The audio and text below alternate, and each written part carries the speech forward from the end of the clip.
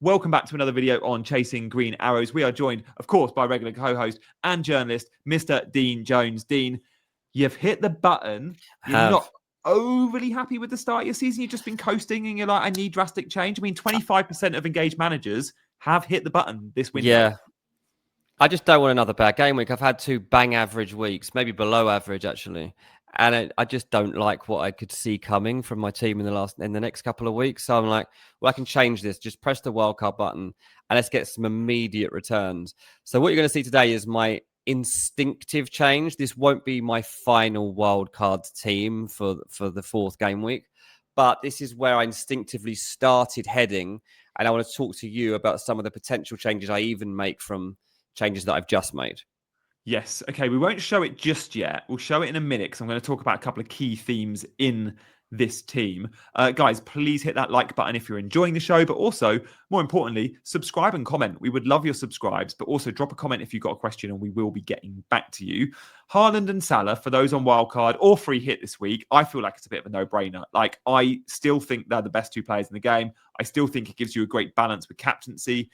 Burnley is, some might say, look, go Haaland and drop Salah because for whatever reasons, there's Liverpool goal share elsewhere. You could get to it. But Burnley means you cannot drop Salah, right? Yeah. You can't, no. I mean, Man United have scored 3 goals against Burnley, so Liverpool could score 10. So, yeah, Salah, this is not the week to ditch him. I'm not saying that he's a must-have for the whole season anymore, but for this game week, I think you'd have to be mad not to pick him.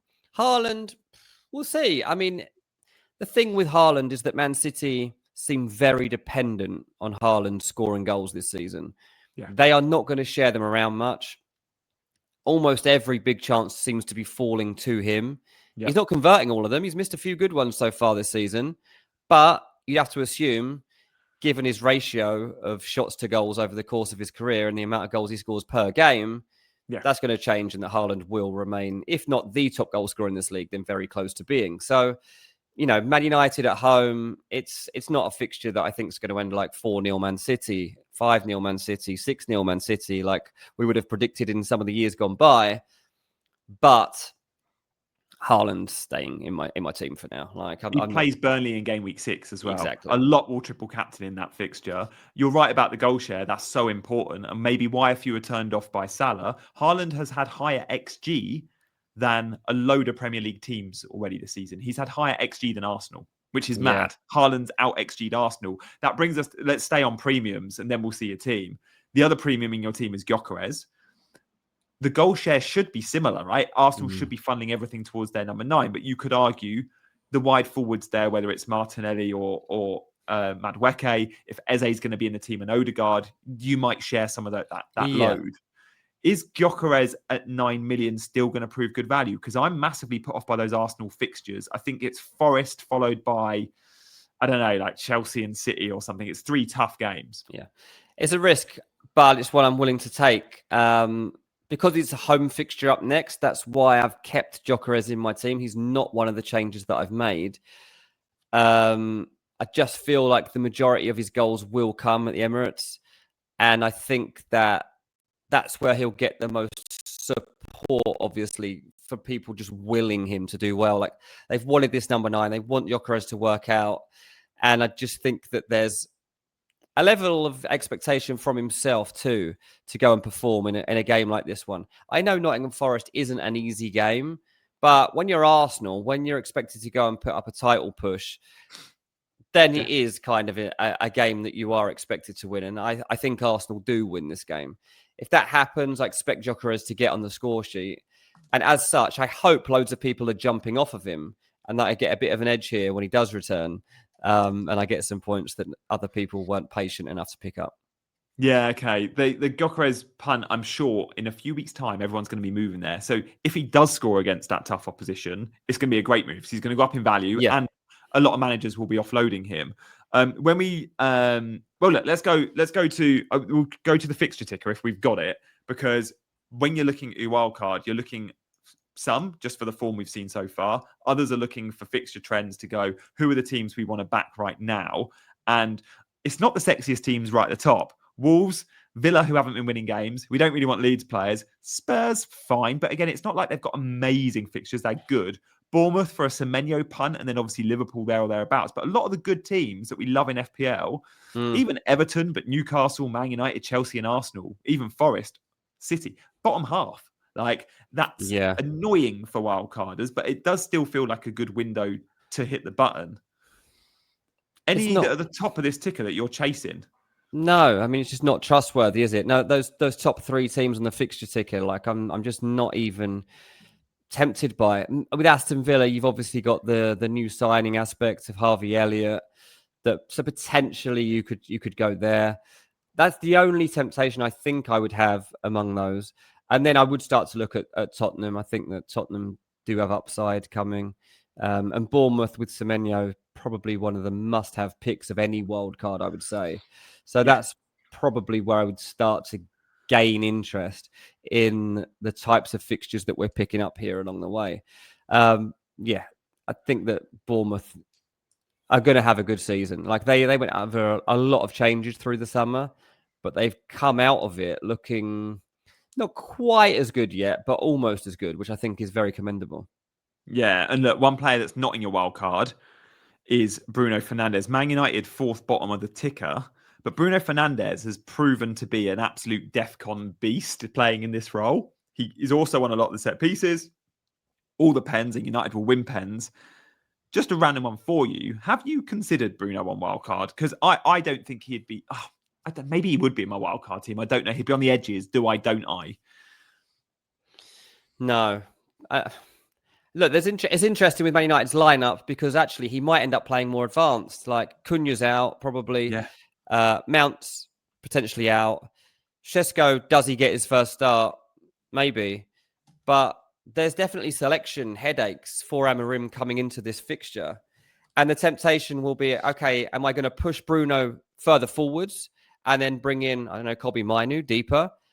Or do I leave Bruno deeper and give Joshua Zirkzee a start?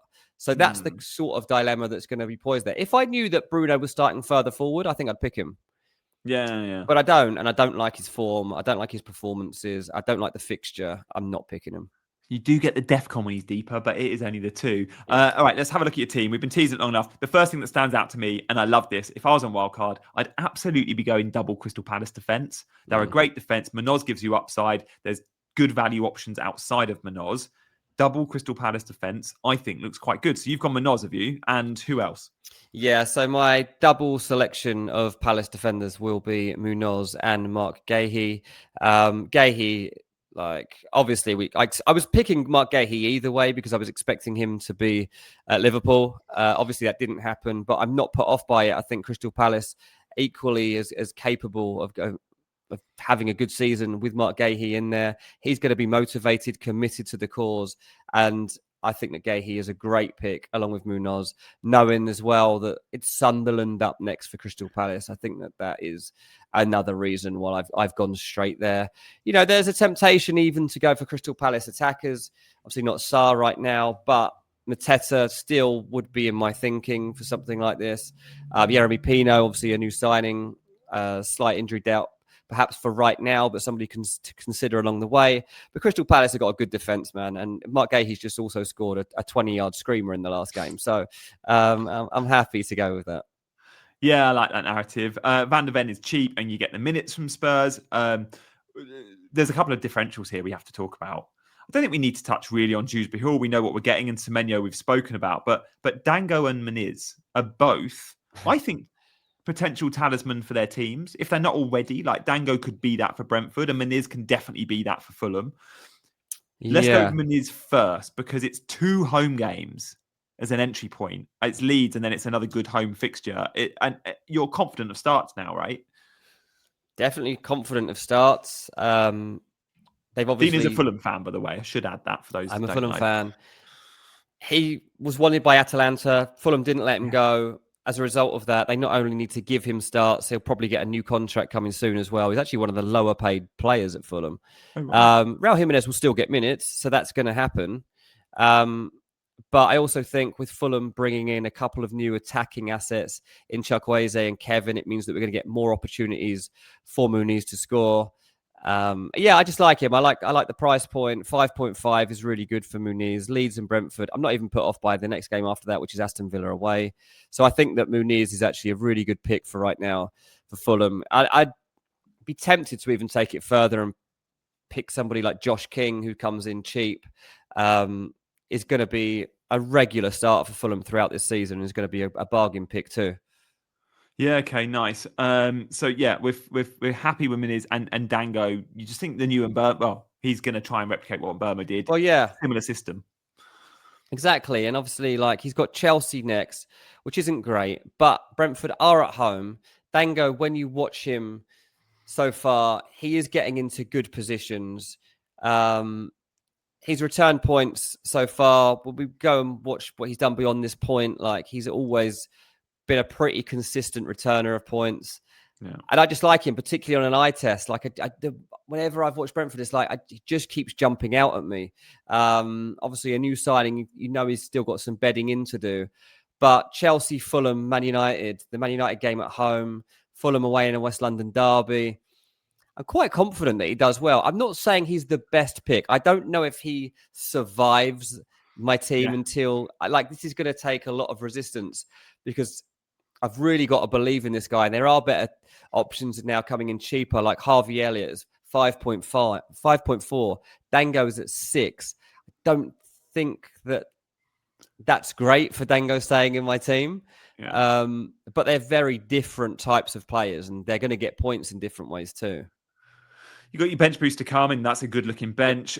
Forest defenders, you've still got Aina and Sells, but they do have some good fixtures coming up, and the hope is we'll get cleans. The big miss, and it wouldn't be a wildcard draft without just touching on it, and we'll see on our deadline stream or when we stream later in the week if you go with him or not. So we'll leave on this cliffhanger. Will João Pedro make it the game's highest owned player? Surely for the next 3 weeks, a better option than Gyokeres, but I get it. Yeah. You want to be different, and Gyokeres gives you that. So watch this space and come and see us in the live to see on Friday or Saturday morning if Dean goes João Pedro in. Guys, thank you for watching. Hit the buttons on the way out, and we'll see you next time.